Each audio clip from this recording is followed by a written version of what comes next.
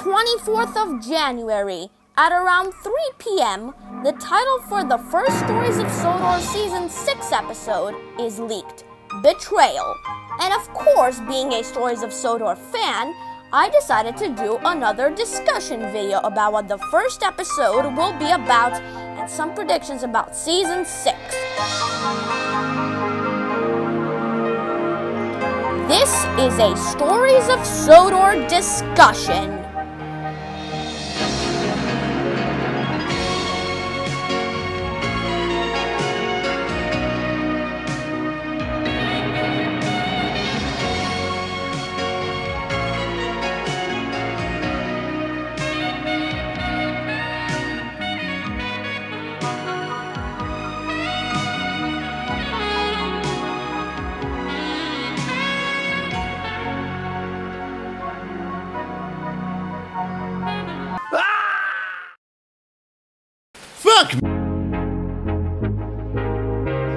First of all, I predict this season will span a couple of years instead of one, most likely 1966 to 1973.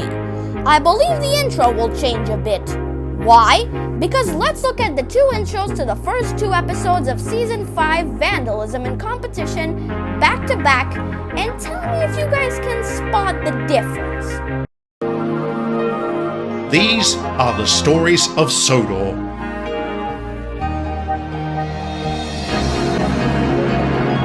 As you can see in Competition, Jeffrey was replaced in the intro by Dudley. That's because Jeffrey died in Vandalism, and since he was in the intro, he had to be replaced. And Thomas was killed in Fallout. So of course he would have to be removed from the intro. I also think that Dudley and Ginty, most likely with a name, will be introduced. Dudley because Victor confirmed he will be introduced, and Ginty because after Thomas died, he would most likely be his replacement. Obviously from the intro from Season 4 onward, we can see that. And I think that Thomas getting killed off was a much earlier decision than you think, because if you look during the intro to Season 4, Thomas is now with the Farquhar branch. I also think that Dudley should be a nice character, or at least have him be a villain at first but have a character arc, because usually the characters that have character arcs are always my favorites. And with Ginty, I hope he's similar and has the name as Jimmy from the Jimmy the Ginty series, which isn't a show I've watched, but I have heard about it in Playdome Pauses, who did it better on Thomas Ghost Stories, and it looks cool. Thoughts on the show in the comments below.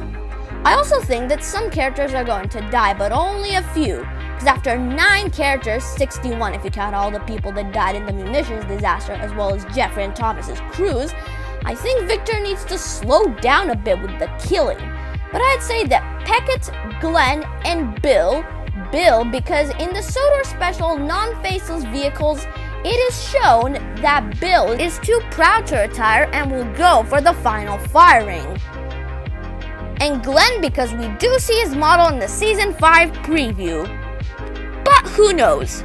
As for the runtime, personally I think Victor should stick to the short runtime.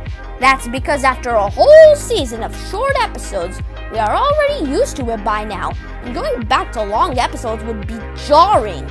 As for stories, well, that's a story for another day. But I will say that I'm currently collaborating with Thomas Take and Play 24 on an ideas video where we create our own version of Season 6 for the Stories of Sodor, using ideas from the both of us. Part 1 is already up, and I'm not sure when Part 2 will be up. And this isn't part of the script, but Xansu made a video about why Dudley shouldn't be in Stories of Sodor. This isn't in the script because the script was written before that video came out. And in that video, he says that Dudley shouldn't appear because we need more focus on other characters like Albert, Winston, Murdoch, etc. And while I would love to see them, I personally think that Dudley should be introduced. And as Victor said, well, he can be changed. It doesn't have to be a one-to-one of the Barry Trucks Dudley. I mean, remember Alfred? He was completely different from Richard Jordan's Sodor Dark Times, so maybe the same could be done for Dudley. Now then, let's move on to predicting the first episode, Betrayl. The story begins with Edward explaining how 1965 affected Sodor and its engines, and how Thomas, Jeffrey, Peter's, and Mickey's deaths did. The Fat Controller buys some replacement engines. Two of them are Ginty and Dudley. But that is a story for another day. Now I predict that this story focuses on Reginald and Samantha's relationship. One stormy night, Reginald and Sam are alone at the sheds. There's no other engines there. Just the two of them. Alone. Samantha sees that Reginald looks miserable, very shaken, as if he's afraid of something. Sam asks why, and Reginald tells her a secret he had always kept dark because it was a sensitive topic, and every time they had a conversation, an engine was always there. And given that they were alone, then was the perfect time for Reginald to tell Sam his secret.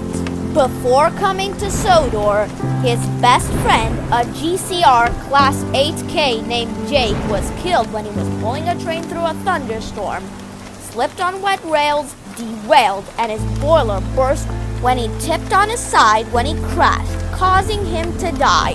And Reginald had been afraid of storms ever since. Now, I know what y'all gonna say, that it sounds just straight up weird and just simply bizarre that I would choose Reginald of all engines, as an engine who has a fear of storms. That better suits someone like Percy or someone, but let me explain. Now, you know how Reginald is seen to be a very mean and rude engine, especially towards nor'easters? Well, personally, I believe that the reason why a lot of mean or rude people are like this is because they've experienced something traumatic or bad at one point in their life, and they are acting mean and rude to hide it. A good example of that is Duncan. The reason why he was such a jerk was because of his old railway, and that caused him to be a jerk, and it was only after Andreas's death that he became a nice guy. Anyway, given that Sam is his wife, he relies on her to keep it a secret. Sam says she'll do just that. That, however, changes when Francis boasts about how he's never been afraid of anything. And Sam says that everybody's afraid of something, and accidentally says that Reginald was afraid of storms. Before she realizes her mistake, it was too late. All the engines soon hear about this, and some engines, like James and Francis, start laughing at Reginald for his fear. Of course, Reginald is furious at the idea of his wife betraying him like that, and they go through an unpleasant divorce. Samantha was heartbroken that she had done such a horrible thing to her own husband and feels genuine guilt. Samantha apologizes to Reginald one night, and Reginald sees that she is genuinely sorry and feels genuinely depressed for what she had done, and the two make amends. The two engines go through therapy from Derek, who becomes the official engine for the fire and rescue service, Reginald to get rid of his fear of storms, and Sam to get rid of her depression. And later on, after an act of bravery where Sam saved Reginald from a collapsing Bridge of Caledonian Doom by T1E2H3 style. However, unlike Ted, Sam doesn't fall off the bridge. The two eventually become a couple again, not married, simply boyfriend and girlfriend. And that's how the episode ends, with the last line from Edward. And so the two became a couple again, while Reggie was still a little weary if Sam would tell a secret again or not. I think she learned her lesson. Wouldn't you? Now I know this may seem like a long story and would take like at least 20 minutes, and I did say Victor should stick to the shorter runtime, but I feel like this would be an amazing story for a character that has a lot of potential. Sam is a character that I think has lots of story and character potential. I can think of many stories about her, and I think this is one of the best as it makes us like her more. It would honestly be awesome to see her go through a character arc, a moment where she really screws up and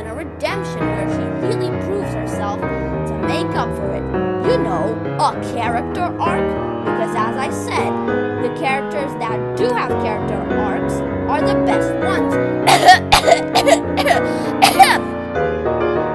Now, what a story that would be. So in conclusion, this is what I think the newest episode and season of the show will bring. Now, am I saying for sure that Reginald and Sam will go through a divorce in this episode? No. Please remember that this is all just a theory. A Victor Tanzig theory.